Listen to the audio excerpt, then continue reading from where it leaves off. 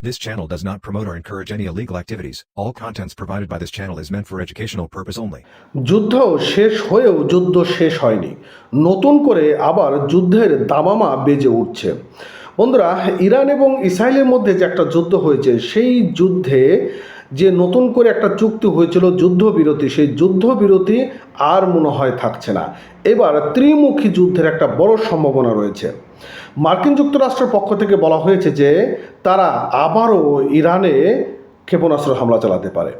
বলা হয়েছে যে মার্কিন যুক্তরাষ্ট্রের সঙ্গে ইরানের যে একটা বৈঠক হওয়ার কথা ছিল পারমাণবিক চুক্তি, সেই পারমাণবিক চুক্তি নিয়ে যদি তারা খুব দ্রুত অগ্রসর না হয়, তাহলে আবারও ইরানের বাকি যে সকল পারমাণবিক স্থাপনা রয়েছে, সেই সকল পারমাণবিক স্থাপনাগুলোতে তারা আবার নতুন করে হামলা চালানোর একটি আশঙ্কাও কিন্তু তারা বলে দিয়েছে। বন্ধুরা, আপনারা জানেন যে ইরান এবং ইসরায়েলের মধ্যে যে একটা যুদ্ধ, সেই যুদ্ধ দীর্ঘ সময় চলার পর সেটি যুদ্ধবিরতি অবস্থার মধ্যে রয়েছে। আর এই যুদ্ধবিরতি অবস্থানের মধ্য দিয়েই মার্কিন যুক্তরাষ্ট্র থেকে যে নতুন একটি বার্তা ইতিমধ্যে প্রকাশ করা হয়েছে, সেই বার্তা যদি সত্যিই বাস্তবে রূপ ধারণ করে, তাহলে ধরেই নিতে পারেন যে যুদ্ধ এবার তৃতীয় বিশ্বযুদ্ধের দিকে কনভার্ট হতে যাচ্ছে। কি বলছে কালবালা পত্রিকায় এরকম একটা নিউজ প্রকাশ করা হয়েছে। বন্ধুরা, সেখানে বলেছে যে ইরানের 3টি পারমাণবিক স্থাপনায় মার্কিন যুক্তরাষ্ট্র হামলার ফলে শুধুমাত্র একটি কেন্দ্রে উল্লেখযোগ্যভাবে ক্ষতি হয়েছে বলে নতুন গোয়েন্দা সূত্রে মূল্যায়ন করা হয়েছে।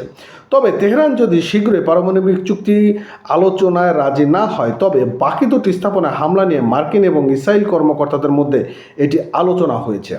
অর্থাৎ পারমাণবিক যে স্থাপনা রয়েছে, সেই স্থাপনায় শুধুমাত্র একটিতে মোটামুটি ক্ষতি হয়েছে, আর বাকিগুলোতে সুরক্ষা রয়েছে।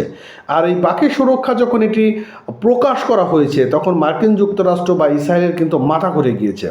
তারা এখন চাচ্ছে যে খুব দ্রুতই পারমাণবিক স্থাপনা নিয়ে বা পারমাণবিক যে চুক্তি রয়েছে, সেই চুক্তি দ্রুত কার্যক্রম করা।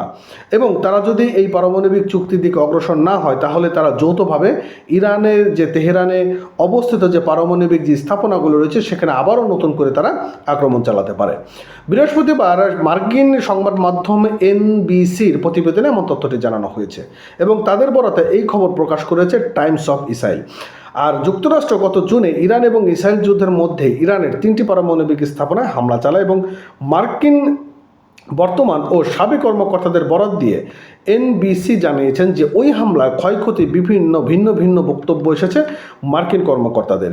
এখন নতুন একটি মূল্যায়নে দেখা গিয়েছে যে যুক্তরাষ্ট্রের হামলায় ইরানের 3টি লক্ষ্যবস্তুর মধ্যে একটি পারমাণবিক স্থাপনা ধ্বংস হয়েছে, আর বাকি দুটি ততটা ক্ষয়ক্ষতি হয়নি বলে উল্লেখ করা হয়েছে। আর মার্কিন সংবাদ মাধ্যমের প্রতিবেদনে আরও বলা হয়েছে যে গত মাসে যুক্তরাষ্ট্রের হামলায় ইরানের ফোর্দো পারমাণবিক স্থাপনা ইউরেনিয়াম সমৃদ্ধকরণ কার্যক্রম প্রায় 2 বছর পিছিয়ে দেওয়া হয়েছে। মানে আমরা যে বিষয়গুলো একটু বুঝতে পেরেছি, মানে টোটাল যে নিউজটি, সেই নিউজটি পড়ে যেটি বুঝতে পেরেছি যে এখানে যদি দ্রুতই পারমাণবিক যে চুক্তি রয়েছে, সেই চুক্তির মধ্যে মার্কিন যুক্তরাষ্ট্রের সঙ্গে না বসে, তাহলে ফের একটি হামলা চালাতে পারে, এরকম একটি আশঙ্কা তৈরি হয়েছে। হামলা চালাতে পারে, হামলা চালাবেই, এরকম একটি প্রসঙ্গ চলে আসছে। তো জানি না যে এই হামলার মধ্য দিয়ে আবার নতুন করে যে সংঘাত তৈরি হতে যাচ্ছে, সেই সংঘাতের রূপরেখাটা কেমন হতে পারে এবং সেই সংঘাতটা কত দূর পর্যন্ত গিয়ে পৌঁছাতে পারে। অবস্থাটা কিন্তু সময়ের সাথে ঘোলাটে হয়ে আসছে। ভালো থাকেন, সুস্থ থাকেন। নতুন হয়ে থাকলে অবশ্যই চ্যানেলটি সাবস্ক্রাইব করবেন এবং লাইক কমেন্ট করবেন। ধন্যবাদ।